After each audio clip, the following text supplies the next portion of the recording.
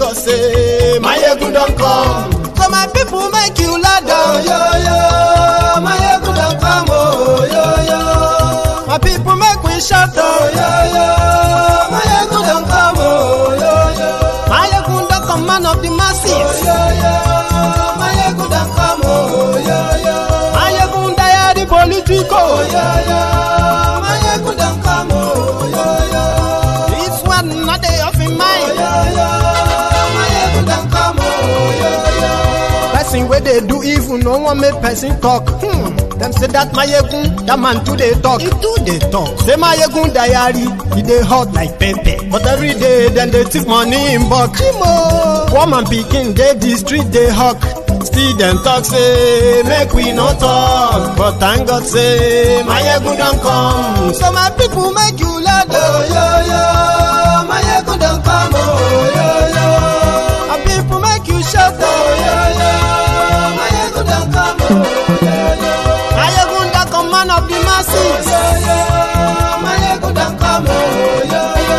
Mayegun diary political, oh yo yo. Mayegun don't come, oh yo yo. This man not day off in mind, oh yo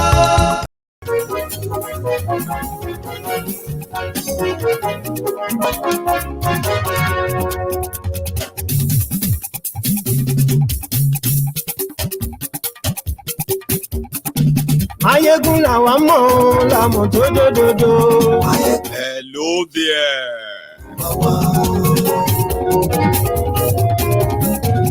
Mayegun làwa mọ̀ làmọ̀ tó dòdòdò.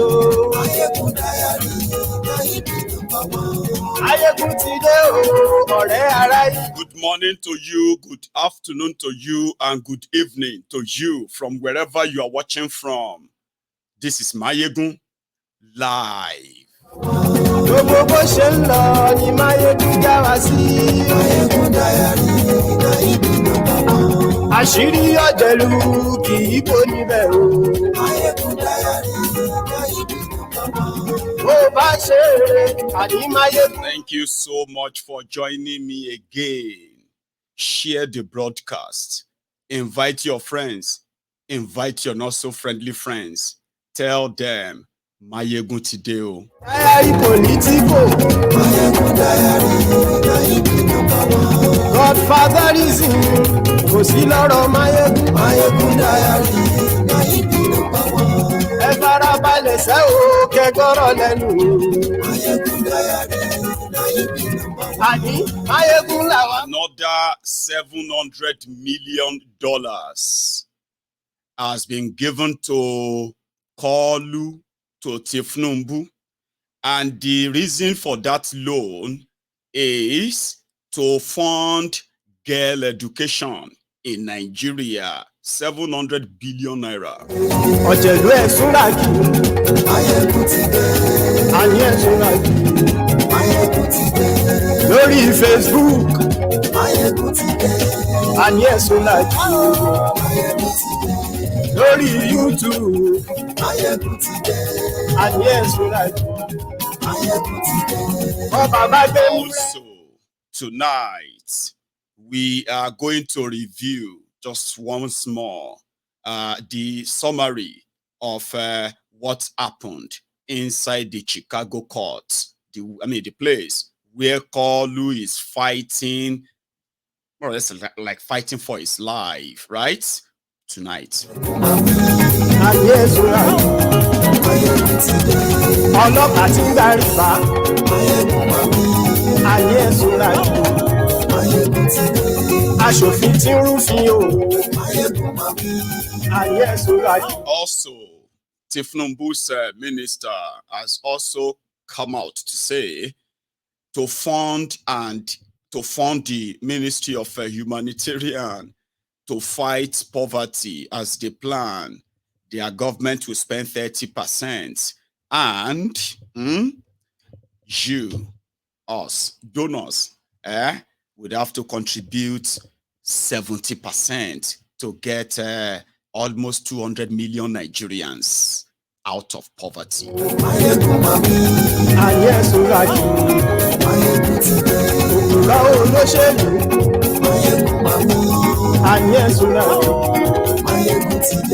Ọ̀jẹ̀lú ẹ̀ súnraki. Ayé ẹ̀ súnraki.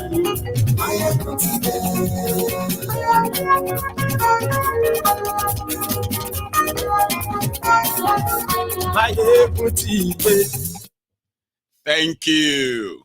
Motideo. So good morning to you, good afternoon to you, and good evening to you from wherever you are watching from. This is Mayegun live. And I want to ask us to take a moment, just a few seconds, to remember that 2 innocent men are currently being persecuted by Nigeria. And just like many other Nigerians who are suffering from the same government persecution, but these 2 men have done nothing wrong. The first one is Mazi Nnamdi Kanu. I want all of us to kind of take a moment and remember this, okay?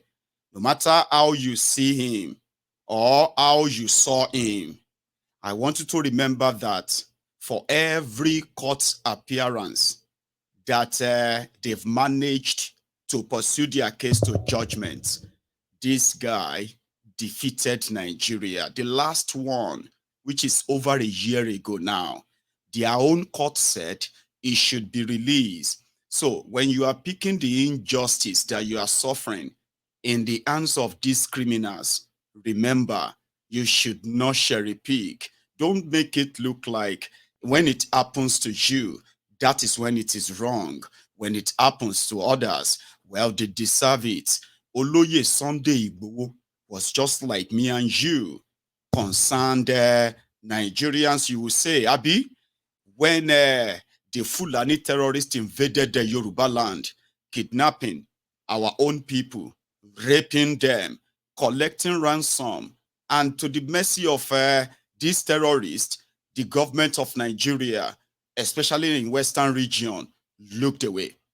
An SOS that he picked on decided to take the battle to this terrorist, cost him his own freedom. It cost him his business. It is costing him his family. His mother died. He did nothing wrong.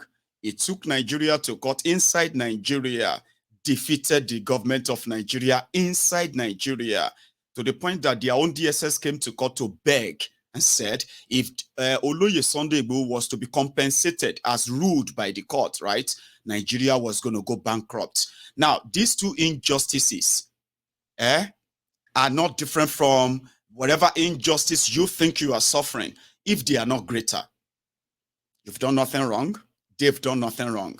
Nigeria came for them. Now, they cannot live the normal life that you currently are living.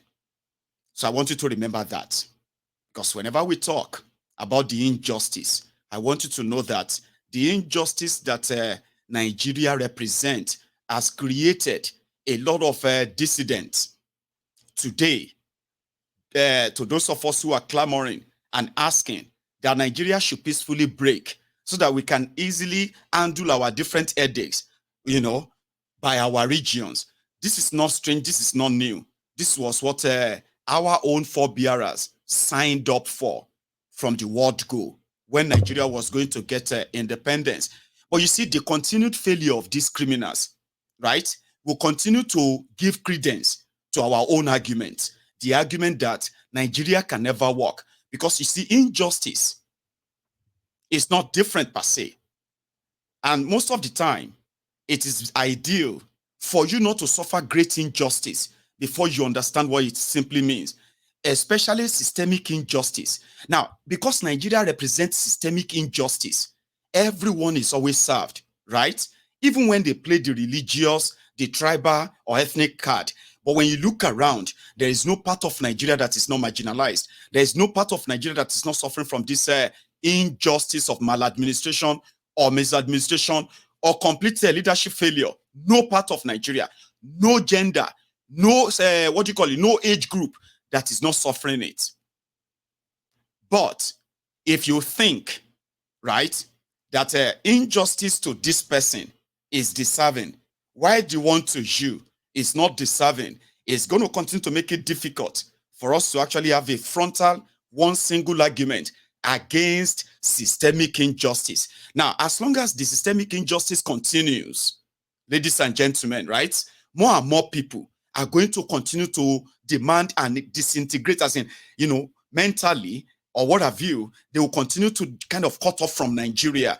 The failure of Nigeria gave birth to Mazi Nnamdi Kanu. The failure of leadership in Nigeria gave birth to to Oloye Sunday Igboho and the rest of those who are asking to go their peaceful ways now before it turns real bloody or a civil war. And to so many historians, they said, no country survived 2 civil wars, okay? Nigeria has become the headquarters of injustice to the point that its injustice has actually become law. That people have decided to kind of normalize abnormalities. When people are abusing your constitution, violating your constitution in a way with so much impunity, daring that, what can you do? When people become law unto themselves, what do you think they're going to create? They are going to create a divided country whereby a lot of people who are always agree with another option or another alternative to what is currently being offered. What is Nigeria offering? If they ask you, what exactly would you say Nigeria is offering us? And with the leadership failure that continue to stare us on the face, claiming its victims in millions, generations are being born into poverty. There is no sign of them coming out of it. These guys don't care because they don't want to be responsible for that. Now, as long as this continues, for example, when poverty continues or when poverty grows, crime grows. And when crime grows, right, then you don't have any sort of development that's going to ever come to you. No development come to an area that is violent, restive. And these criminals are laughing to the banks every now and then, cashing out and the rest of that, caring less what their own failure actually means to the rest of us. So every now and then, the system is going to continue, okay, to create more and more Nnamdi Kanus, more and more Oloye Sunday Igbohos. But when they show face, they would be more violent. Because by then, they would have learned from those who diplomatically, conversationally, were asking that this union is not working. Everybody can see it. Every sort of solutions that have been thrown at it have sort of failed.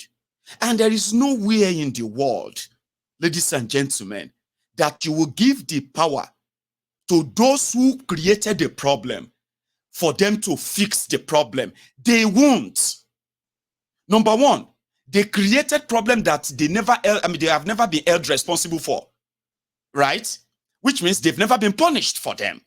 Rather, they've been rewarded, okay, with even more higher position because they believe that they can fix it. Nobody who intentionally created a problem is going to ever intentionally fix it, especially if their career, if their livelihood is built on that problem and failure. That is what Nigeria is.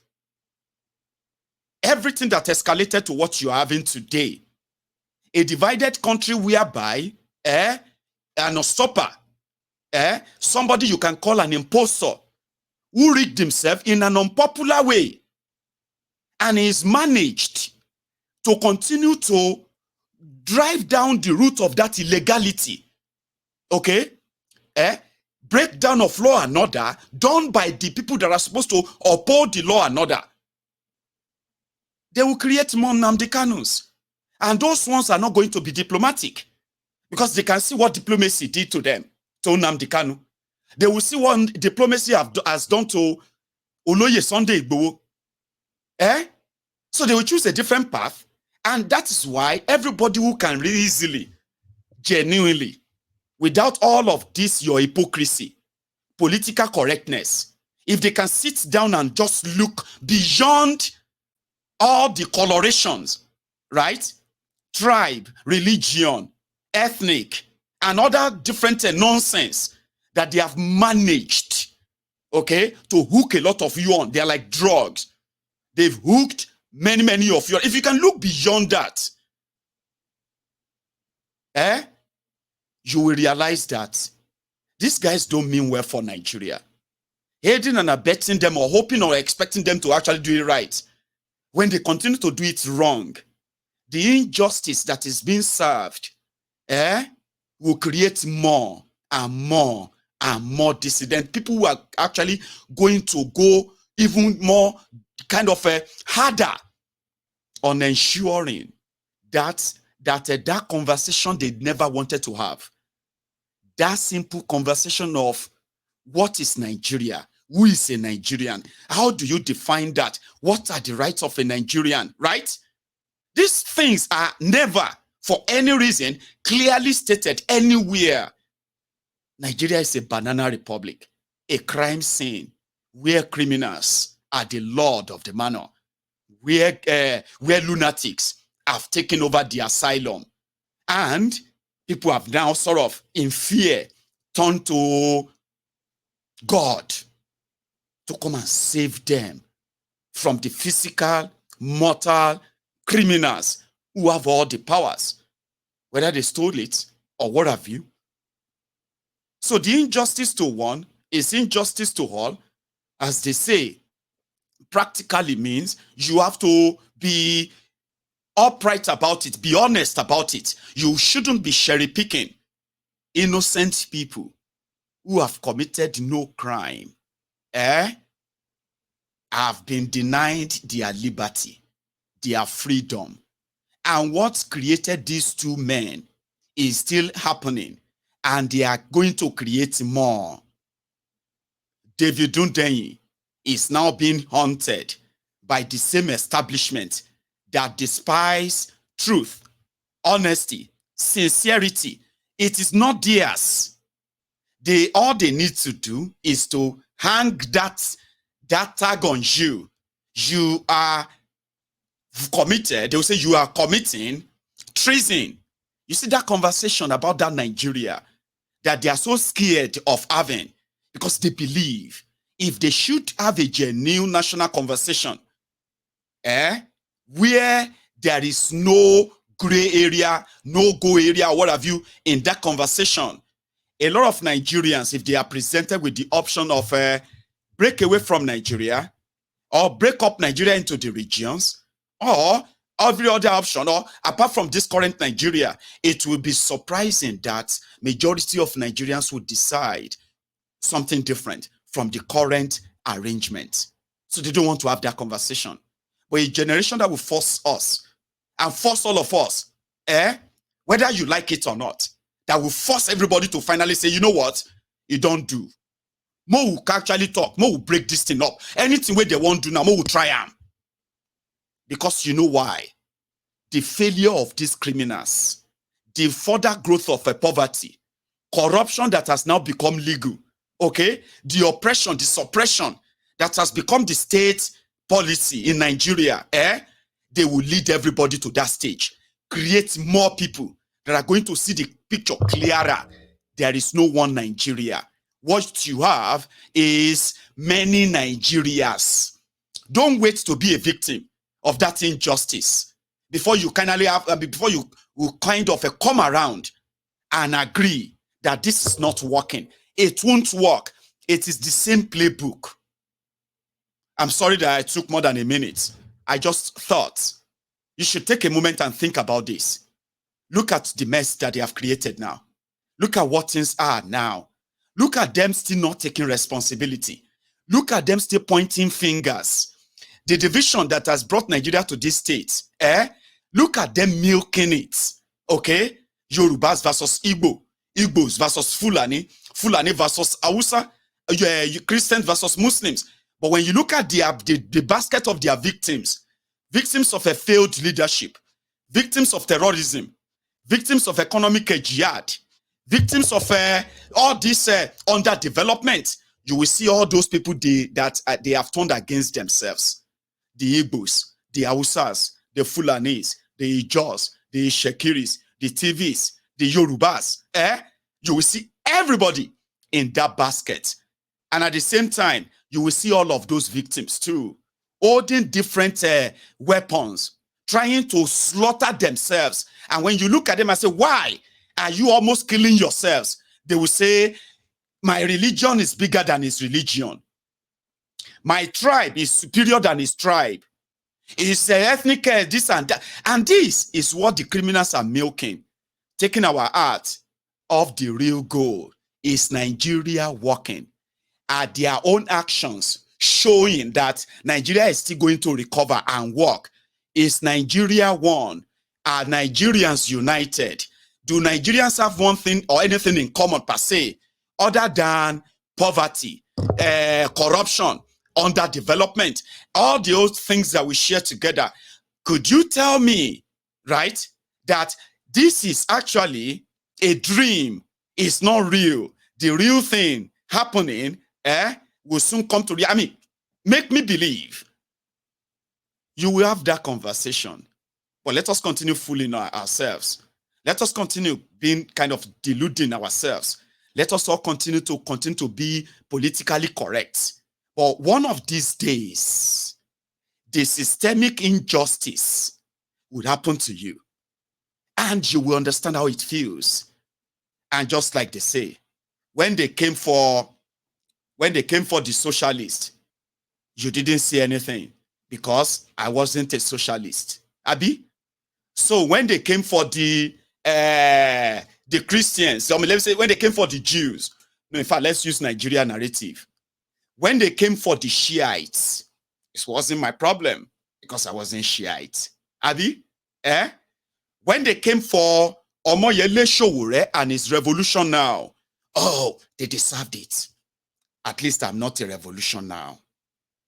Then they went for IPOB, Nnamdi Kanu, and so many other young people from Eastern Nigeria that they have killed so far. A lot of you felt like, thank God, I'm actually not an IPOB. I'm not an Igbo man. Now they deserve it or whatever. Abi? Then they left them and they went for the NSAS young people who were asking for simple things. 5 demand. Stop police brutality on the citizens, okay? Take care of the policemen. Pay them good salaries. Give them good welfare. Give them life insurance. Arm them properly.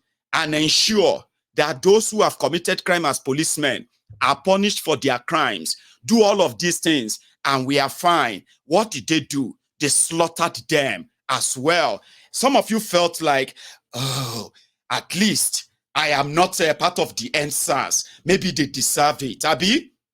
Right before our very eyes, they brought out their guns. They shot Yoruba men and women in Lagos. They killed them. And some of you felt like, oh, why are they asking for Yoruba nation now? They deserved it. But generally, what some of you are not paying attention to is the economic jihad.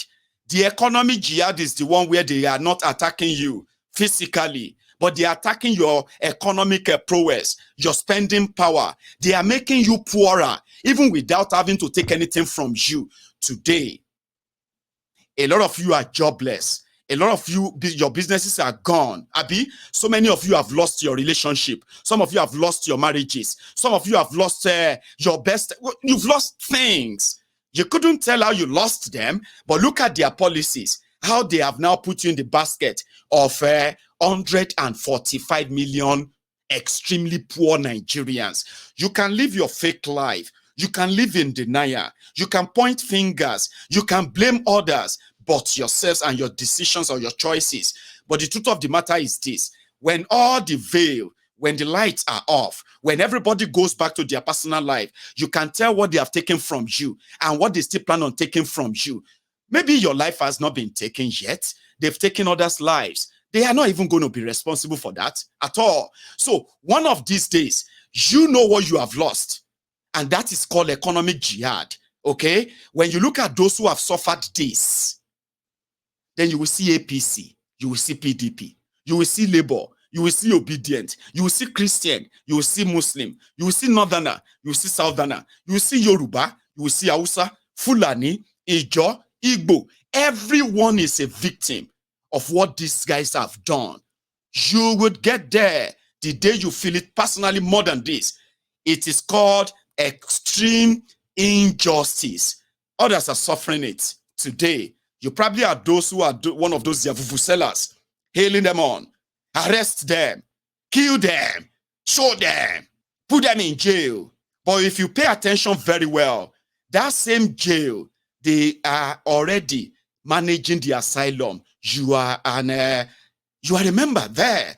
Maybe you think the modern day slavery is still in chains and in gates. A lot of people have come to realize that modern day slavery is no longer about chains and shackles. It is mental. The day you sort of release yourself from that mental slavery and you understand how much damages these guys have done to you, to your children, to their future, and you begin to weigh these options, how much of your lifetime they are taking from you, how much of it they are frittering away. Around that time, you will realize that putting people in jail for outing them or criticizing them will never get you or make you free. You won't be free, especially if you are in that, under that mental slavery. They can lie to you. You can believe all their lies. But the reality is this. Once you begin to understand what they are taking from you, and you understand what that truly means to you, Baba, you will be worse than Oloye Sunday Igboho. You will fight tooth and nail. Nobody's going to motivate you. Nobody's going to come and fight for you. But it is going to be gradual. You know what they say? Whenever you are living through history, it is always very slow. So that when people talk about this in years to come, they will just write them inside a single book or many books. But the rest of you will live through all of that, will believe that it is too slow. Why is it not this? Why are the people not that? Why are they not this? Calm down. Their failure will take us there. The breakup of Nigeria is not going to be because I want it. It is not going to be because you want it. All right? It is going to be because this failure is going to lead us there. And you are going to be a champion of it soon. Mind you, that Nigeria will not break. It's also not going to be because you don't want it to break. That Nigeria will remain Nigeria for a long time to come is also not because I also want it to remain Nigeria. It is the action and the inaction of these irresponsible ruiners that will determine that. So ideally, I would choose a day. I would choose a path that I believe represents true identity. We were never supposed to be one country. And with this failed and mismanaged country, that will always give credence to those of us who believe that.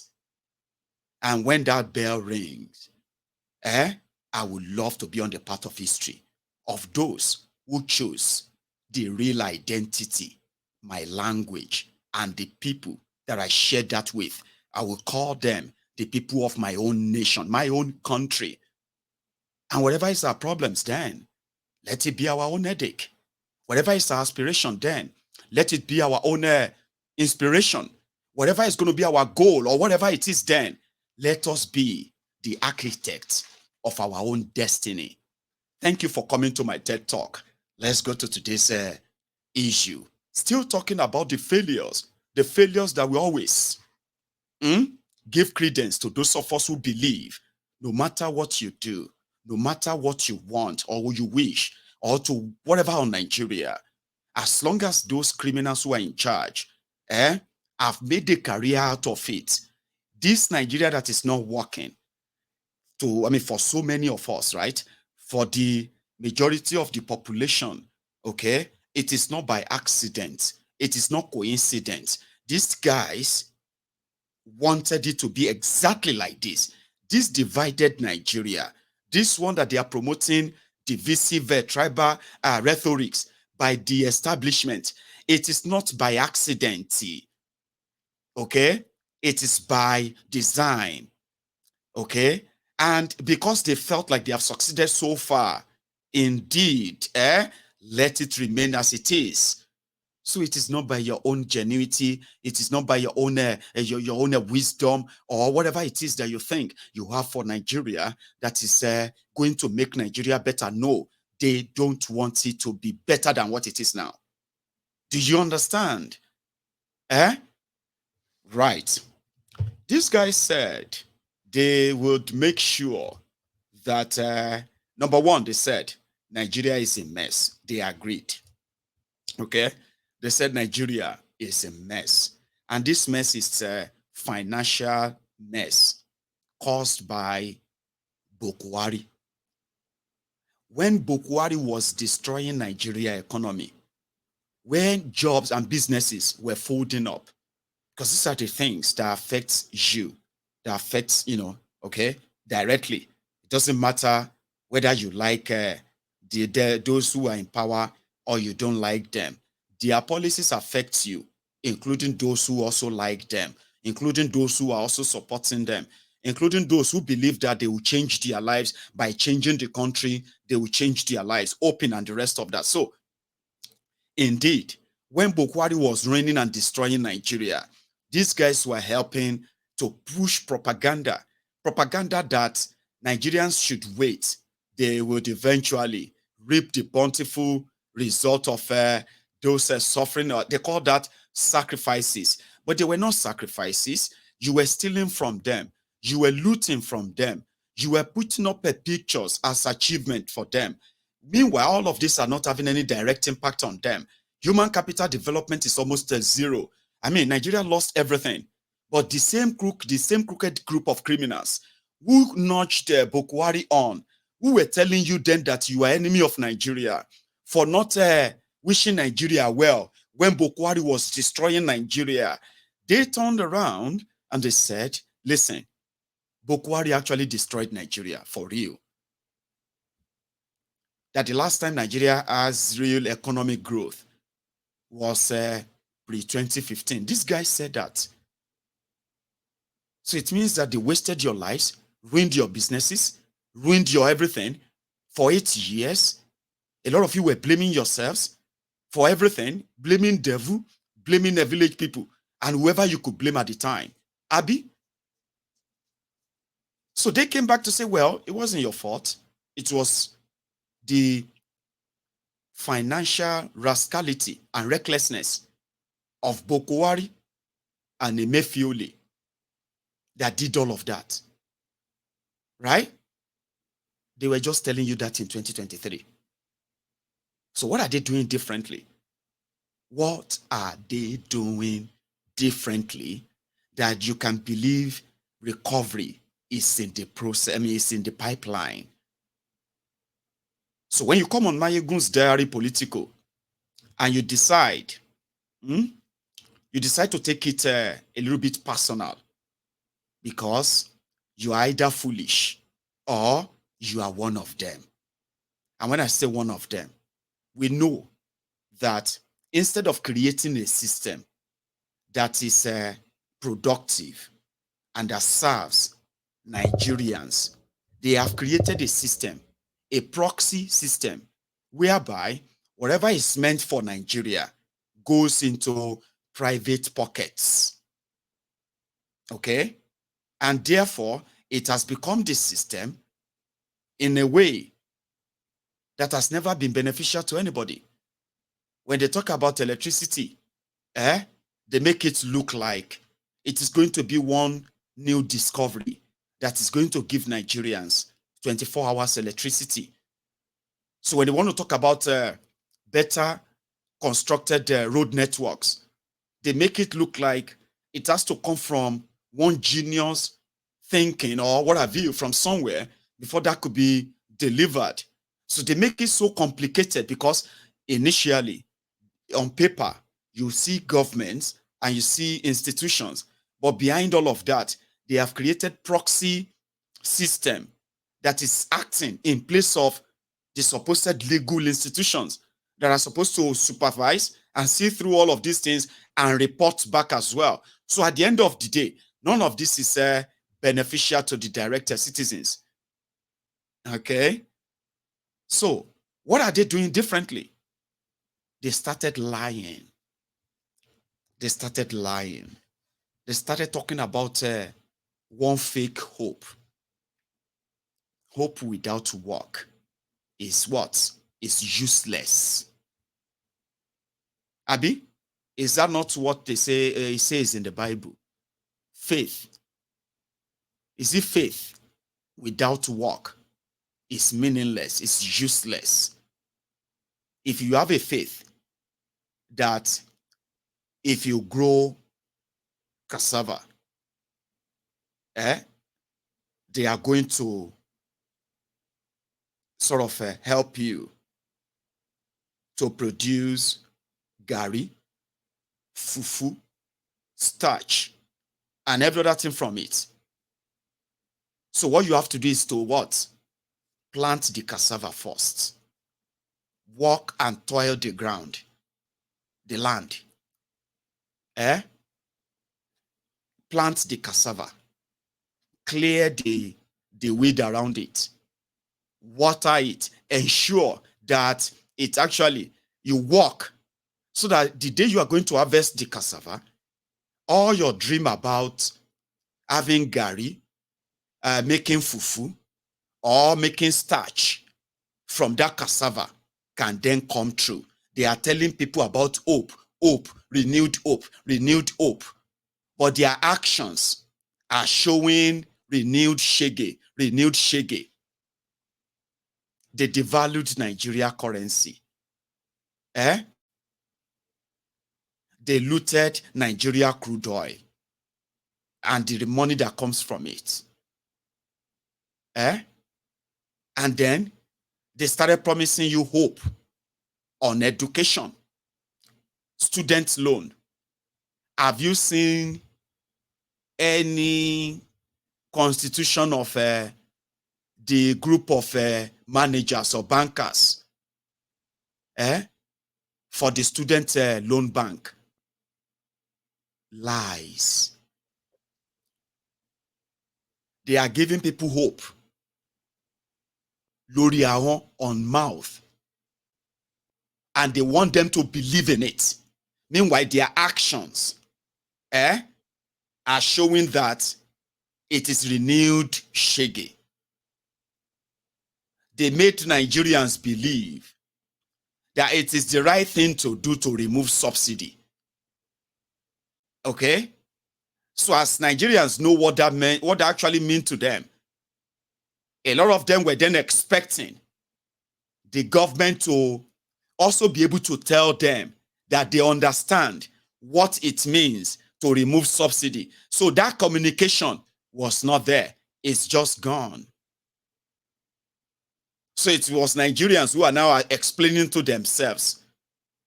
Imagine, Nigeria is paying 4 trillion naira, 5 trillion naira for fuel subsidy. Imagine if Nigeria is using that money to construct roads or using that money to fund education. Imagine using that 4 trillion every year to fund housing. Shebi, that is so easy, Abi. But whenever that same 4 trillion, which they deliberately created for subsidy money, for their friends, for themselves, they never hold the oil marketers. Have you ever heard that Nigeria is owing subsidy money? Have you ever heard that before? They always make that available. It is their own money that they have created through the back door. And they have decided to blackmail the whole country. Your government blackmailing you by saying, if we don't pay this money, you are going to buy fuel at the rate of 1,500 naira per liter. Your government blackmailing you. The failed government that couldn't manage 6 refineries in Nigeria They couldn't build any new one. For the past 24 years, no single refinery is working in Nigeria, but they have never missed subsidy payments, ever. Oil marketers have never protested. Their government has not paid them or did not pay them subsidy money because they are them. So if your government now says, we have removed